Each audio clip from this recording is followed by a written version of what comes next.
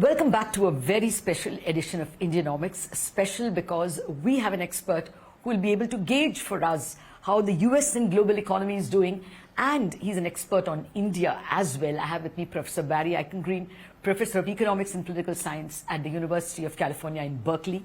He's also a research associate at the NBER and the CEPR, the Center for Economic and Policy Research in the United States. Professor Eichengreen, thank you very much for sparing time for us. Good to be back with you. Thank you. Well, first up, the big question mark in financial markets is about the US inflation trend and what will be the Fed's next step. What's your estimate? Were the the numbers, the PCE inflation numbers that came good enough to expect a Fed cut? I think the Fed is going to be very cautious. Number one, it doesn't want to surprise the markets, especially in an election year. So the markets expect one rate cut between now and early November. And I think the Fed would very much like to conform to that expectation. The inflation number we saw last Friday will permit it to do so. Okay. All right.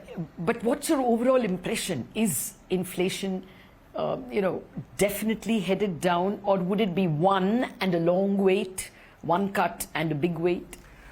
The worst thing would be if the Fed cut now and then it had to reverse course later. So the latest inflation numbers have been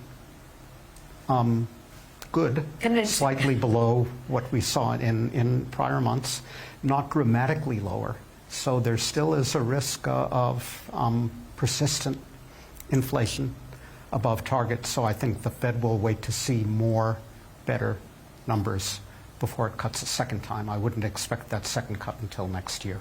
Okay, so one in 2024 is a reasonable expectation. I think that's what the markets are factoring in. If you look at the scene. And that's right. The Fed doesn't want to do anything to surprise the markets. Okay. Well, they have surprised in the past. The markets are running away with 3 and 4 cuts, and it was one when the latest dot plot came in. But let me zoom out to the global growth picture. Recently, we had the IMF and the World Bank up the global growth by a bit. You think growth is fairly robust at this point in time globally? I think the global economy is continuing to expand modestly. I don't attach cosmic importance to this very small tweak in the global growth numbers coming from the Bretton Woods institutions. Okay, but the question mark, especially after the presidential debate, is a kind of an increased likelihood of a Republican presidency. And President Trump has made it very clear that he's going to increase import tariffs and even more sharply on Chinese goods. All these are a recipe for inflation. So, what should we be prepared in case it is a Republican presidency, which now looks not unlikely? Which looks possible, indeed. The other thing to bear in mind is that Trump will apply pressure to the Fed not to raise interest rates to counter those inflationary pressures. So I think this is a recipe for inflation, and it's a recipe for a weaker dollar. So a weaker dollar is kind of a mixed blessing from the point of view of emerging markets. It makes dollar debts easier to service. That's not a big positive for India, which borrows in its own currency, but for a lot of other emerging markets, it will be a positive. Oh, okay. That was my next question, actually. Where do you see the dollar going? Because that's the only reason why we are interested in the Fed rate. So this could be an unlikely combination of rising import tariffs and yet not rising interest rates. But where does this leave global growth? The geopolitical concerns are not just with China. It's also, and he said it in the debate, that he will get out of Ukraine or get the US out of Ukraine even before January the 20th. So do you think that there can be impact on growth because of huge geopolitical changes in the North Atlantic countries? Well, there are geopolitical problems in Ukraine, around the South China Sea, in the Middle East, but there are domestic political problems as well in the United States, in France, at the European Commission. Now that the government of Hungary is taking over the rotating presidency of the Commission. So I think there is a lot of political noise, domestically, nationally, regionally, and geopolitically. One thing we know with certainty is that investors don't like uncertainty, and there is a lot of uncertainty coming. But you began by saying that you're reasonably confident of growth. You use the word robust. So even in the face of these likely geopolitical tremors, you think global growth might be reasonably sound? I continue to worry, but what is striking and remarkable is that all the geopolitical tremors from, as I said, the Middle East and the South China Sea and Ukraine haven't weighed down the markets or weighed down global growth yet. That can still happen, but it hasn't happened yet. Yeah, the way you put it, it sounds more reassuring. Now, if that's the global ambience, I want your assessment of certain things that have happened in India. India is actually pretty dependent on good, robust global growth, as you know better than anyone else. We've had a current account surplus only for the fourth quarter, and even for the full year FY24, we've had only 0.7% current account deficit, a historic low, actually. So, do you think this is a likely, continuing trend? Do you think our service exports can continue to be as robust as they have been? Well, I think India will continue to grow its exports and its service exports in particular, but India needs to invest more also. And another way of thinking about the current account balance is the difference between savings and investment. India needs to increase its saving, but it definitely needs to increase its investment. You and I talked, 6 months ago, and I was skeptical that India could maintain 7 or 8% growth. Yes. Indefinitely. I'm still a little bit skeptical. I was going to ask you that pointed question, and I take your point that a current account surplus also indicates that savings are not finding enough spaces to invest. Clearly, industry is not able to absorb as much, and that should be a worry. Let me touch upon fiscal deficit and then come back to the twin deficits. The tax collections, both in FY23 and FY24, have been above expectation and reasonably above expectation, which is tempting the conclusion that tax to GDP is rising. Have you studied these numbers, and would you say that we are on the path to higher tax to GDP? Well, I've looked at these numbers, and I think 2 data points, 2 years running, is better than 1. Yes. The administrative changes are definitely a positive. So India does need to raise more tax revenue in order to fund public investment, and this has been a step in the right direction. But whether it will continue in an upward direction or not is a different story. We don't know. We are actually on the cusp of a budget, as you know. A budget is expected in perhaps 3 weeks. What would you look for that would be good for India? Well, I think the infrastructure investment drive has been good. India, in order to continue to enhance its competitiveness, has to invest in people as well. So in addition to physical infrastructure, physical capital, I would look for more investment in human capital. So that's part a task for the central government, part a task for the states. They need to work together.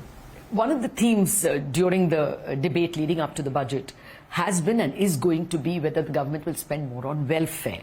There is one interpretation that the ruling party got fewer seats because there has been genuine distress at the bottom of the pyramid. Would you endorse higher welfare expenses, or would you think that it should go to capital and should not be giveaways? Well, I think how the welfare is administered, and again, whether people are given skills and training as opposed to handouts or food and fuel subsidies. Those are different approaches. As an economist, I would endorse the investment in people, the education and training. Okay. You know, when I was recently in the US, there was a lot of criticism of the CHIPS Act, saying that it requires, $52 billion is what the US government has given it. It requires repeated investments. And there were a lot of people thinking that, they shouldn't have gone down that path. There has been less strident criticism of India's subsidies to the semiconductor industry here. You think that was a good idea to give subsidies for semiconductor, or do you think it's quite a bit, it's about $10 billion or almost that? You think that money should have been spent in what you're saying, skilling, jobs, education? Yeah, I would have preferred to see it spent that way. The money that is going to build semiconductor fabs is in effect going to big incumbent firms like Taiwan Semiconductor and Samsung and Intel. I would rather invest in the kids of working class people than I would in these already big firms. Okay. Yes, if that's the way the choice is, clearly a lot of people would prefer, but there is this fear of Chinese supremacy in certain areas, and I think this is more a self-reliance move, not adequately debated. Let me come to this 8% theme that you spoke about. We've got 3 years. Now, one can understand the first year, FY22, it was because 21 was a contracting year. So we ought to have done well. It was almost 10%, 9% plus. And then it was a 7.2, and this year it's an 8.3. Do you think we are reasonably on the path of an 8% growth, or we just got lucky? I think there has been an element of bounce back from COVID, as you said. I think there has been good policy in terms of infrastructure investment where it was needed. But if you do the math, as it were, it's really hard to come out with 8% growth, it seems to me. Demography will probably be less favorable going forward. There is a scenario we spoke of where the external environment is less favorable. So we can hope, but I'm skeptical that if you and I talk again here a year from now, India will still be on that path. Okay, no, that's a possibility. I think the RBI's forecast is above 7%, 7.2, but the entire street has not latched onto it. But you said the demographic advantage. I thought demography is an advantage, isn't it? We have a larger workforce. The average age is 28. Which will mean a lot of, we could encash this dividend for some time. You don't think that will bring... No, I think that will help, indeed. I continue to think the two Ds, demography and democracy, are positives for India now that democracy is embattled in many other parts of the world. It's good to see that the country of India has been through a more or less normal election and come out on the other side. So I think both of those are advantages. Oh yes, democracy certainly bounced back with some elan. But I just want to persist with this growth issue.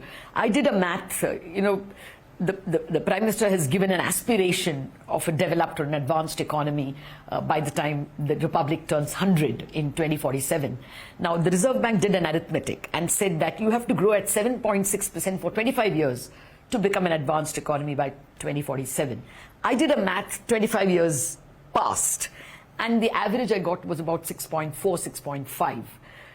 Do you think we can get 1 percentage point more growth in the next decade or so, given this demographic dividend, given the virtuous cycle of higher taxes?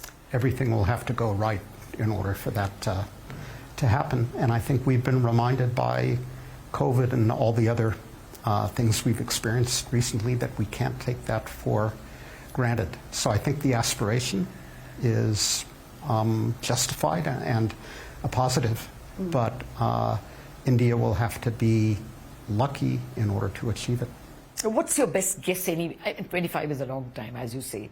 There can be pandemics and other things, and climate. But suppose you have to make a reasonable guess up to 2030. What would your guess be in terms of the pace of growth? So my belief is, my argument would be that India can maintain a 7% rate of growth only if it invests in its people, not only in elite education, but in effective education for the masses. And it has only begun to do that. Okay. Thank you very much, Professor. I'm sure we all would have been happy if you had said India can get 8 only if they invest. But yes, 7 is aspirational if you looked at the last 25 years. Thank you very much for spending time with us. And I do hope that a year from now when we talk, we will hopefully see a better growth rate for India. That's it on this edition of Indianomics. Thanks for watching. After a break, Chartbusters.